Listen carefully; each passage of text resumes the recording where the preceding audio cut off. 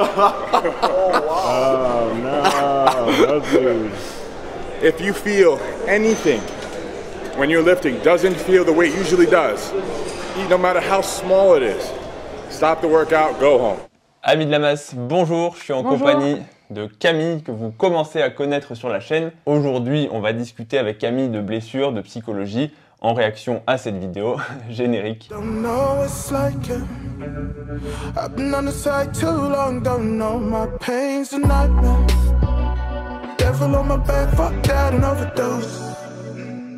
Dans la vidéo d'aujourd'hui, on va parler de blessures, on va parler de psychologie et de gestion de l'entraînement en réponse à la vidéo de Larry Wheels où il s'entraîne avec un de ses amis, un des autres bodybuilders qui va tenter de le suivre sur une séance jambes. Il va essayer de le suivre sur le squat, un mouvement qu'il ne pratique pas dans ses séances habituelles. Le souci, c'est que quand il commence à monter en charge, à un moment donné, on voit très clairement que sa technique se dégrade et il va faire une répétition qui est clairement hasardeuse, il est tremblotant, il va même saigner du nez. Et ce qu'on va voir ensuite, c'est qu'il a une douleur au niveau du quadriceps, une douleur qui est relativement légère. Il se dit, je vais simplement baisser la charge et je vais continuer ma série. Et Larry Wheels l'arrête et lui dit, écoute, arrête tes bêtises, rentre chez toi. C'est horrible, rentre chez toi. T'es venu pour une vidéo et t'as Larry qui te dit, écoute mon coco, rentre chez toi. Mais en gros, ce qu'il lui dit, c'est que si tu as la moindre douleur au niveau d'un muscle, d'une articulation, d'un tendon, en fait, c'est le signe que ton corps est en train de te dire, attention, t'es en train de faire des dégâts. Et il faut arrêter tout ce que tu es en train de faire, il faut prendre du repos et tant pis si tu dois rentrer et tant pis si tu as tous les autres personnes qui vont dire allez continue encore une répétition, encore une série. Et alors donc du coup toi t'aurais fait quoi si tu avais été à sa place? Tu te serais arrêté direct ou pas? Alors c'est vrai que de ce point de vue-là on a des profils et des gestions de la blessure, on va dire ça comme ça, assez différentes. Moi je suis hyper radical et hyper conservateur, peut-être même un peu trop, mais c'est vrai que dès que je ressens la moindre sensation bizarre, la moindre tension musculaire, la moindre douleur ou la moindre sensation, on va dire, anormale, j'ai tendance à, au mieux, arrêter ma série, arrêter mon exercice et voire carrément rentrer chez moi et me dire ma séance est finie. Ça m'est déjà arrivé sur une séance de pec, je raconte l'anecdote, j'en ai noté plusieurs, sur des dips où j'avais changé un petit peu l'écartement du dips. D'habitude, je fais des dips plutôt serrés. Et là, la salle avait un écartement un peu plus large. Je me suis lesté, donc un étirement qui est accru. Et j'ai entendu un micro-crack sur le dernier centimètre. Il n'y a pas eu beaucoup de dégâts, j'ai pas eu de douleur, mais j'ai senti que c'était quelque chose d'anormal. Et je me suis dit, ok, ma séance de pec, même si c'était ma première série, je suis venu, j'ai vu. C'est unique. Voilà. Et j'ai clairement pas vaincu, je me suis fait vaincre. Donc je suis rentré chez moi. Ah oui, non, mais moi je le vois, il était arrivé, mais on était arrivé en même temps, et je le vois qui repart déjà avec ses affaires, je fais, mais tu fais quoi là? Camille, tu viens juste d'arriver? À ce moment-là, tu m'as dit, mais donc je lui ai expliqué ce qui vient de se passer, je lui ai dit, écoute, je vais rentrer là, ça sert à rien, je risque juste de me blesser plus. Et Camille me dit, mais peut-être que tu devrais essayer de faire autre chose, ou de changer un peu ton entraînement, de faire un autre muscle. Mais moi, j'étais pas trop chaud. Et toi, pourquoi est-ce que toi tu m'as dit de continuer? C'était quoi ton sentiment de ce côté-là? C'est parce que moi, dans ma tête, je viens faire ma séance, je viens la faire. C'est que même si je me blesse, ok, je vais peut-être laisser tomber l'exercice, et encore que ça dépend du type de... Enfin, je le sens plus ou moins, etc. et tout, et soit je vais aménager l'exercice ou voir si ça passe pas du tout, et si ça passe pas, soit je vais faire d'autres exos, ou alors je vais travailler d'autres muscles, entre guillemets, qui sont complémentaires, on va dire. Mais... ouais, en fait, dans ma tête, c'est pas possible de me dire, c'est bon, je suis arrivée, je repars, quoi. Surtout si ça fait 5 minutes, quoi. C'est vrai que c'est là où on voit la différence pas de psychologie, mais c'est ce que, moi, c'est ce que je remarque où Camille, elle est beaucoup plus quand elle va à la salle de sport dans un plan d'entraînement précis. Je vais être franc, tu te donnes vraiment plus que moi.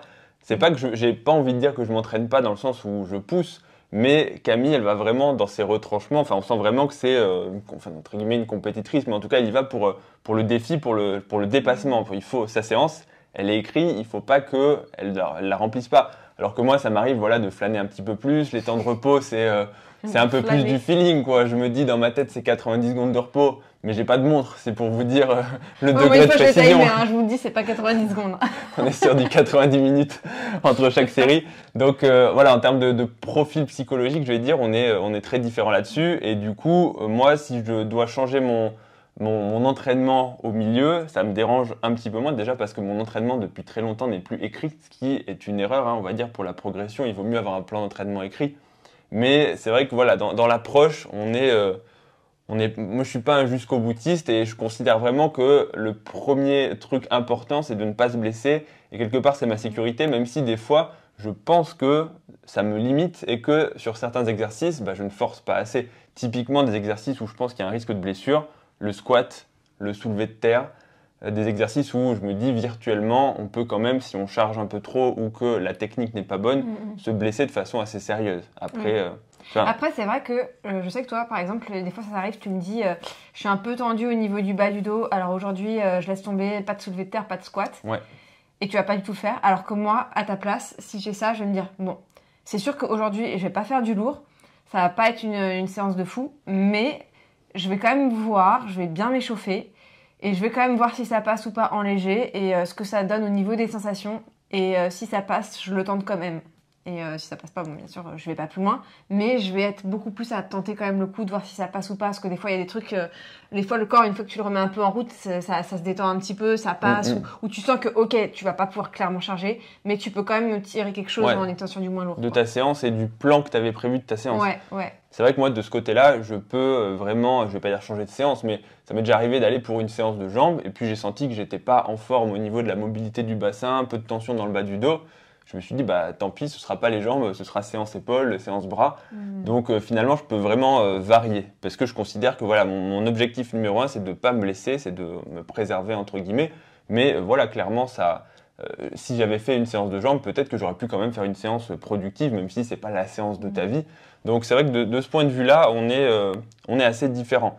Et pour revenir du coup à Larry Wheels, quand il lui dit « il faut t'arrêter », c'est assez marrant parce que Larry Wheels, pour ceux qui le connaissent pas, il fait énormément de records de force. Le mec, il se donne, il saigne du nez à chaque série, il s'est déchiré plein de fois. Donc, venant d'un mec qui finalement pousse son corps à l'extrême, et j'ai fait, il y a plein de vidéos sur la chaîne sur ses blessures, c'est assez marrant de voir ce genre de conseils. C'est aussi ça, c'est qu'on est souvent plus, c'est ça qui est rigolo, on est souvent plus protecteur vis-à-vis des autres que vis-à-vis de soi-même. Je pense que si tu as un coach et qu'il voit que tu t'es blessé, il va te dire, écoute, maintenant tu vas sur le banc de touche, un peu comme pendant un match, et tu reviendras plus fort. Alors que quand c'est soi-même, finalement, on a la frustration, on a le côté de se dire, je vais pas aller au bout de ma séance, de se dire peut-être que je vais me préserver de façon un peu injustifiée. En gros, est-ce que je suis pas, comme il le dit en rigolant, il dit don't be a pussy, ça veut dire, en français, ça arrête de faire ta femmelette pour les insultes machistes. Mais dans l'idée, c'est ça, c'est un peu soit un bonhomme, serre les dents et puis essaie de continuer au travers de la douleur. Donc des fois, on a le sentiment de se dire si on s'arrête, je veux pas être faible, je veux pas m'arrêter au milieu. Et je pense que c'est ça la difficulté quand on s'entraîne tout seul, qu'on n'a pas de coach, c'est de se dire finalement où est le juste milieu entre la préservation, la performance, la récupération qui va venir ensuite. Parce que faire une séance où tu te mets KO, tout le monde finalement peut le faire. Le problème, c'est que là aussi, ça peut empiéter sur ta récupération, voire te conduire à la blessure de façon plus ou moins rapide. Après, tu parles des coachs, bon, après ça dépend des coachs aussi, parce que moi j'ai déjà entendu en salle, il y en a un entre autres que j'ai déjà entendu dire à son élève, t'as mal là? Ouais, bon c'est pas grave, continue quand même. Et en plus quand tu voyais le mouvement, tu disais, c'est pas étonnant que le mec il ait mal, quoi. Donc faut forcer au travers de la douleur. No pain, no gain. T'as mal à l'épaule? Non mais continue, c'est ton tendon qui se renforce. C'est ton articulation qui est en train de s'adapter. Ouais. Et inversement, des fois, des coachs, oh là là, qu'est-ce que t'es fort. Bon, je dirais pas de nom, mais 2 kilos et tirage, le mec, il dit, oh là là, qu'est-ce que t'es fort, t'as pris de la force, non? Sur les coachings de vieux. Donc, les coachs, effectivement, il y a à boire et à manger. Là, on parle de psychologie, mais le rôle du coach aussi, c'est aussi de t'aider d'un point de vue psychologie. Donc, même si quand il dit qu'est-ce que t'es fort, c'est aussi, en gros, même s'il ne pense pas forcément, mais au moins, il va t'insuffler l'envie de dépasser, quoi. Donc, c'est vrai que, à l'inverse, le coach doit être aussi capable, quand il faut, de te motiver. Et j'avais entendu dire ça, moi j'ai jamais eu de coach. Et donner envie de revenir en plus pour faire d'autres séances par la suite. Et même dans la performance, c'est que j'avais entendu un mec un coach américain, je sais plus son nom, mais qui coachait certains de ses élèves pendant sa séance et il disait, je sais que, il parlait sur une vidéo YouTube et il disait donc aux abonnés, je sais que si vous venez dans ma salle de sport et que je vous coach, vous allez augmenter vos performances de façon systématique.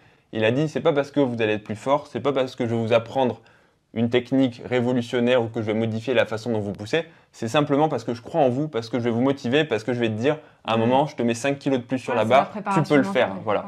Et le simple fait de te dire, il y a le coach qui pense que je peux le faire, dans ta tête, tu pars déjà un peu gagnant. C'est ça. La préparation mentale, quand on dit qu'il faut visualiser son effort et se visualiser gagnant, en fait, c'est sûr que si tu pars perdant, t'es sûr. Moi, je l'ai déjà raconté, mais il y a des fois où quand je fais soulever une barre, visuellement, je me dis, là, je vais me faire écraser. Donc ça veut dire qu'en fait, mentalement, je suis un peu faible. Et c'est ça, toi, tu me disais, moi, ça m'est jamais arrivé. Ah ouais, j'ai jamais eu l'image de me faire écraser par une barre, en fait. Il y a eu des fois où je me suis dit, la barre de soulevé de terre, là, si je monte la charge, je vais me briser. Le squat, je vais me faire plier en deux. Donc comme quoi, alors à tort ou à raison, inversement, je touche du bois, jamais eu de blessure sérieuse. Après, des petits trucs par-ci par-là, on en a tous. Mais c'est vrai que j'ai toujours progressé et poussé. Alors progresser, je progresse de moins en moins malheureusement avec l'âge et les contraintes extérieures et l'expérience. Mais j'ai toujours progressé de façon assez linéaire et assez constante. Il n'y a jamais eu de moment où j'ai dû m'arrêter à cause d'une blessure ou autre pendant plusieurs mois. Donc inversement, je dirais chacun a aussi un peu sa méthode de progression. Il y en a qui vont progresser par cycle. On entend certains athlètes, ça me fascine, qui te disent, moi je m'entraîne 6 mois dans l'année, après je me repose. Personnellement, je pense déjà que si je m'arrête, je vais perdre tout ce que j'ai gagné, mais c'est aussi quand tu forces vraiment beaucoup, il te faut aussi beaucoup plus de récupération. Enfin, 6 mois... 6 mois, c'est exagéré. Et puis ça, je pense aussi que c'est un peu les mythos des coachs. Vous savez ce qu'on entend sur les athlètes, les mecs, entre la réalité et ce qu'on entend, il y a des choses un peu différentes. Mais dans l'idée, c'est ça. Et du coup, quand tu parles là, justement des blessures, etc. et tout, toi, ça te fait quoi quand tu te blesses, entre guillemets? Est-ce que ça va pas te... On va dire, t'as le moment de la séance, mais t'as aussi en dehors, quoi. Est-ce que ça te... Est-ce que tu t'en fous, ça va pas te gêner sur le reste de ta semaine et tout? Ou est-ce que ça va être un peu un truc qui va te miner J'en profite d'ailleurs pour tous ceux qui veulent répondre également aux questions et partager leur expérience de blessure, parce que je pense qu'il y aura autant de gestion des blessures, il y a autant d'anecdotes qu'on sera de viewers sur la vidéo, puisque des blessures, malheureusement, on en a tous.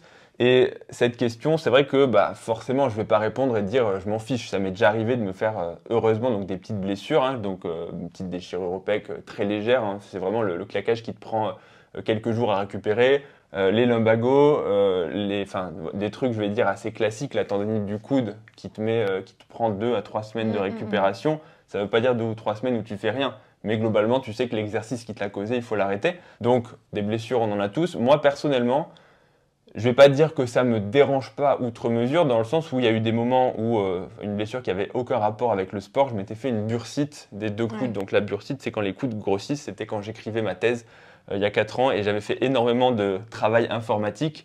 Pendant une semaine, j'avais bachoté sur la finalisation et mon coude frottait en fait sur le bord du bureau. Et un beau jour, je me réveille, j'ai mon coude qui a triplé de volume. Donc là, autant dire qu'une séance de muscu, quand ton coude il est gros comme ça, c'est impossible. Donc, je pouvais plus m'entraîner, j'avais mal. Déjà, pour aller au travail, c'était très compliqué. Je me baladais avec une attelle. Donc là, oui, là, c'était une blessure qui, clairement, m'avait un peu miné le moral. Dans le sens où déjà, j'étais un peu incertain. Je me disais, attends, est-ce que mon coude va vraiment dégonfler?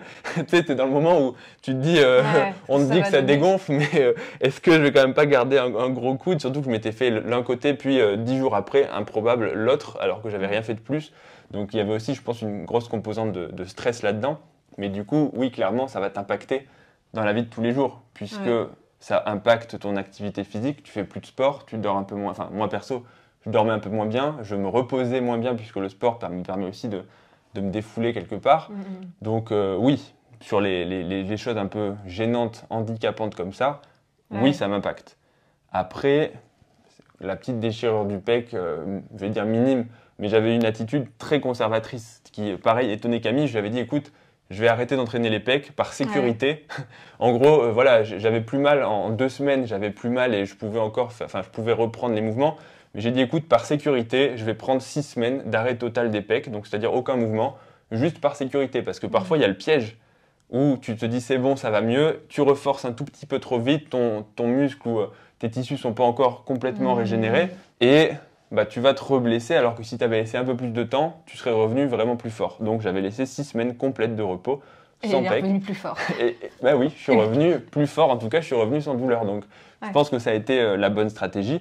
Et très honnêtement, ça ne me gênait pas plus que ça, puisque je pouvais quand même m'entraîner. J'avais adapté mon entraînement pour ne pas faire de mouvements sollicitant les pecs ou en tout cas pas d'étirement. Donc, je vais être honnête, ça m'avait pas gêné plus que ça. Après, j'avais pas d'objectif ni de compétition, ni d'objectif de performance. Enfin, c'est un peu ce que je dis. La musculation, pour moi, c'est un loisir, un hobby. Donc oui, ça me gêne quand je sais que je peux pas progresser. C'est frustrant quand tu as une séance où tu sais que t'es pas à fond, mais t'as pas d'objectif. Alors que peut-être que toi, c'est vrai que pendant tes préparations de compète, les blessures, c'est plus gênant quand tu sens que tu as des petites tensions et que tu as une échéance. Ouais. Moi, deux choses. Il y a le côté compète, mais même sans les compètes, je sais que par exemple, pendant le premier confinement, je m'étais fait une entorse au poignet, sans lien avec le sport et tout. Pour autant, j'avais pas arrêté en fait. J'avais trouvé des alternatives à chaque fois pour mes entraînements au niveau des épaules. Typiquement, au lieu de. En plus, déjà, les confinements, on a tous trouvé des alternatives avec ce qu'on trouvait dans notre garage, bouteille d'eau, canapé, dans la cave, etc. et tout, de ce qu'on pouvait. Et du coup, je m'étais démerdée en fait pour travailler les épaules. Du coup, comme je pouvais plus du tout au niveau du poignet, je pouvais plus rien faire, je m'étais mise. Ouais, c'était l'entorse du poignet latéral, donc ça fait que le poignet il est douloureux en fait dès qu'il y a un minimum de tension dessus. Donc c'est virtuellement pour la muscu, ça t'handicape pour quasiment tous les mouvements où tu prends une charge. Ouais. Bah du coup en fait ce que j'avais fait c'est que je m'étais prise avec une sangle de cheville que je me mettais juste ici à la pliure du coude et comme il y avait un petit mousqueton, hop j'accrochais tout ce qui était des bandes de résistance etc. et tout. Donc typiquement les élévations latérales, mais en vrai c'était top. Et ça m'a. Donc certes, ça m'a permis de m'entraîner, mais même ça m'a permis en fait de m'entraîner un peu différemment, de changer certains trucs et de mobiliser différemment mes muscles. Et en fait, c'était plutôt une bonne chose. Parce que moi aussi, c'est ça que je me rends compte, c'est que des fois, quand tu as une blessure, tu sais qu'il y a une zone de ton corps que tu ne peux pas utiliser et que tu dois du coup vraiment faire en sorte de ne pas le faire. Et comment dire, tu vas être obligé de recruter strictement l'autre muscle qui lui n'est pas blessé. Et là, typiquement, d'isoler beaucoup plus en fait. Ouais. Parce que c'est con, mais les élévations latérales, je suis désolée, et la plupart des gens, franchement, elles sont pas clean.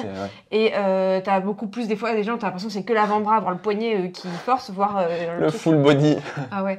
Mais donc du coup, là, ça va vraiment forcer à faire très attention, à prendre conscience du mouvement et à prendre conscience aussi du muscle que je contractais à ce moment-là. Parce que de toute façon, si jamais je forçais un peu ailleurs, et je le sentais tout de suite. Donc là, c'était un peu l'avantage, entre guillemets. C'est vrai que c'est un mal pour un bien. Des fois, de devoir revoir ton entraînement, de devoir ralentir. En fait, tu peux plus utiliser des grosses charges et tu peux plus tricher parce que quand c'est ça, tu dois vraiment isoler pour en fait éviter tous les muscles parasites qui potentiellement vont te faire mal. Donc, tu vas devoir revoir souvent tes charges déjà. Donc, comme tu te dis, si je baisse la charge de moitié, ça veut dire que ton exécution doit forcément s'améliorer pour gagner. Là, c'est même pas je baissais la charge, je pouvais pas mettre de charge tout court. Donc c'était juste, je mobilisais différemment et je me concentrais uniquement sur la portion. Donc, et du coup, vraiment te focus sur le ressenti, sur pas mal de choses, sur les tempos aussi. Mais du coup, là, à ce moment-là, tu vois, j'étais pas en prépa, mais pour autant, j'ai pas arrêté le sport parce que pour moi, c'était un truc, c'était pas. Parce que j'avais envie d'aller m'entraîner, parce que j'avais besoin, parce que ça me permet de me défouler et tout. Et encore plus quand on était confinés. Et moi, c'est vrai que les fois où je me blesse, mais le jour où je me blesse, ma journée, elle est pourrie. Et je vais être exécrable. Autant il y a des trucs, ils peuvent m'arriver, ça va, j'arrive vraiment à prendre du recul. Autant ce genre de trucs, moi, je vis très mal le fait d'être limitée par mon corps. Mon mental veut et peut, et mon corps me limite parce que j'ai une blessure. C'est un peu la limite entre, qu'est-ce que mon corps peut et qu'est-ce que mon cerveau dicte. Toute la différence. Ouais. Moi, mon corps peut, mon mental ne veut pas. C'est ça. Et pour ce qui est des compétitions, donc là, c'est encore autre chose. C'est que là, tu sais que de toute façon, t'as pas le choix, entre guillemets. Alors, pas le choix, il faut relativiser parce que bien sûr, si t'es à l'article de la mort, ta priorité, c'est peut-être plus trop ta compétition. Et encore que quand on le voit dans certaines, justement avec la bikini, là, pour laquelle tu as fait une vidéo, où là, son physique, elle l'a clairement mis en arrière-plan. Son physique, sa santé et sa propre vie. Mais sinon, c'est vrai que quand tu es dans le cadre d'une prépa, en fait, tu es tellement focus dans le truc, plus tu te rapproches de l'échéance, plus tu te dis c'est pas possible. Et moi, je sais, quand j'avais fait ma première prépa, pas de bol, je démarrais tout juste la sèche, etc. et tout, et je me suis fait une fracture au pied. Et donc du coup, je me suis retrouvée en béquille. Donc c'était super pratique, sauf que fallait quand même faire le cardio. Donc du coup, j'ai remplacé mon cardio par du cardio béquille. Donc le truc, mais juste un peu, j'avoue ça. En avec plein hiver, je rigole, mais je sortais avec mes béquilles et je peux vous dire, ça c'est un cardio mais de folie, parce que les béquilles, franchement, c'est dur. Ouais, c'est hard. En plus, comme tu dis, c'était en hiver et tout aussi, donc voilà. Mais du coup, j'avais pas lâché parce que je me disais, je peux pas. Donc, j'ai adapté aussi, quoi. Je faisais pas tout à fait pareil. J'essayais quand même de faire super attention à la récup, justement à faire en sorte de mettre toutes les chances de mon côté pour que ça se reconsolide au plus vite. Enfin, j'ai récupéré au plus vite, façon de parler, c'est un peu la blague parce que de toute façon, récupérer au plus vite quand t'es en prépa et quand t'es en phase de sèche, la récupération, bon, elle est quand même limitée, voire nulle, voire c'est même l'inverse puisque du coup, t'apportes pas à ton corps ce qu'il faut. Donc voilà, bon, enfin bref, du coup, ouais, moi c'est vrai que je lâche pas en général. Le truc, c'est je vais adapter, modifier, mais c'est sûr que je vais continuer parce que, en fait, je me rends compte que le sport, moi, m'apporte beaucoup en termes, comme tu disais, de défoulement, de détente, etc. et tout. Et en fait, ouais, ça fait partie de mon quotidien et j'aime ça et j'ai besoin de ça, quoi. Je vais apporter du coup une petite précision. Je pense que c'est important de connaître son profil psychologique parce qu'autant moi je me suis assez bien cerné, je pense que toi aussi, pour justement se limiter et savoir se motiver, se booster quand il faut. Typiquement, moi j'aurais plutôt intérêt à me booster et à savoir que ma limite elle est probablement au-dessus de ce que je pense, puisque manifestement je pousse pas mon corps dans ses retranchements à cause de cette sensation de sécurité que j'aime avoir. Inversement, Moi, Camille, voilà, elle va probablement un peu trop loin. C'est-à-dire que si elle sent que elle va, avant de vraiment s'arrêter, c'est vraiment qu'elle a déjà forcé et tiré sur la corde de façon probablement un peu délétère. C'est-à-dire que la petite douleur, tu essaies de l'adapter et puis finalement, bah, tu te dégrades quand même un petit peu plus avant de te rendre compte que tu es vraiment blessé et que là, il faut prendre du repos. Et quand on arrive au stade du repos, entre guillemets, forcé, enfin, quand vraiment tu sais que tu peux plus faire de séance parce que tu n'as pas le choix, bah, c'est que tu es allé probablement un peu trop loin. Pour reprendre mon exemple du pec, j'aurais pu m'entraîner, c'est juste que je sentais que c'était pas... Il y avait une petite sensation un peu bizarre. Donc, on n'est pas tout à fait dans le même cas de figure. Mais probablement que si j'avais continué les pecs, soit je me serais traîné la douleur pendant 6 mois, 12 mois, comme on voit certaines personnes. Des gens qui disent « ouais, j'ai mal aux épaules » et puis tu les vois, ils sont encore en train de faire les élévations. Ça, c'est dingue. Voilà, donc en fait, c'est que tu ne donnes pas à ton corps la possibilité de récupérer. Mais voilà, donc je pense que c'est très intéressant de savoir... justement où est-ce qu'on se situe pour soit se limiter, soit au contraire se booster un petit peu. Et pour revenir, ce qui sera peut-être la conclusion de la vidéo, quand vous avez, pour repartir sur le cas de Larry Wheels, il y a à mon sens quelque chose qui doit vous inciter dans le meilleur des cas à arrêter votre série, votre exercice, dans le pire des cas à arrêter votre séance si vraiment c'est quelque chose de suspect. Mais il faut se rappeler qu'une blessure, quand on se blesse un tissu, typiquement la petite douleur au niveau du muscle, la sensation de tension, en fait on est encore chaud et on est encore dans l'activité si on a fait un échauffement correct. Ça veut dire qu'on ne peut que sous-estimer l'étendue de la blessure. Et ça, je pense que je vais apprendre rien à personne. Quand vous rentrez sur le moment, vous vous dites « ouais, ça va, je peux encore bouger », vous rentrez chez vous, vous vous asseyez, et là, au moment de rebouger, tu fais « ah oui, en fait, je me suis vraiment fait mal ». Donc ça veut dire que bah, tu peux avoir cette fausse sensation d'être rassuré, tu peux continuer de t'entraîner sur d'autres exercices alors qu'en fait c'est juste... puis des fois en plus t'as envie de te dire bon j'ai mal mais en fait je suis sûre que c'est la séance, c'est pas une blessure. En fait c'est comme tu dis, tu te rassures toi-même, tu dis non c'est bon, ça va passer en fait. Oui et en fait non, c'est juste que c'est ton corps qui est en train de compenser au maximum avec le fait d'être chaud. Donc voilà, ça veut dire qu'il faut vraiment, à mon avis, avant de se dire je peux reprendre, rentrer chez vous en tout cas, arrêter tout ce qui va mobiliser la zone. Typiquement, bah là, il était sur une séance de jambes, il a une douleur au quadriceps. Bah, virtuellement, à la limite de la limite, si vraiment tu te dis, bon, c'est pas grand-chose, tu fais les ischios, tu fais les mollets, encore que on peut penser qu'il y a quand même sur la plupart des mouvements une petite tension sur les quadris, de par le fait que c'est la même zone.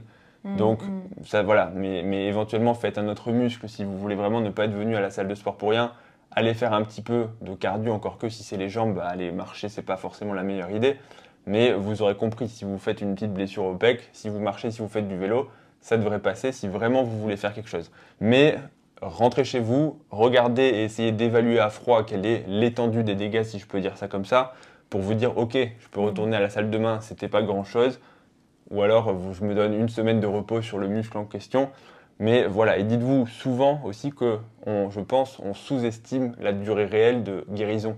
Souvent, on se dit, ça va me prendre 3 jours, c'est bon, dans une semaine, je suis d'attaque. Et en fait, bah, il faut multiplier par 2, 3, voire même parfois beaucoup plus, avant vraiment de pouvoir reforcer comme avant. Donc, je pense que pour le coup, Larry Wheels, c'est peut-être pas le mec à suivre sur le plan personnel, au sens, le mec va probablement se détruire un peu tout le corps avant.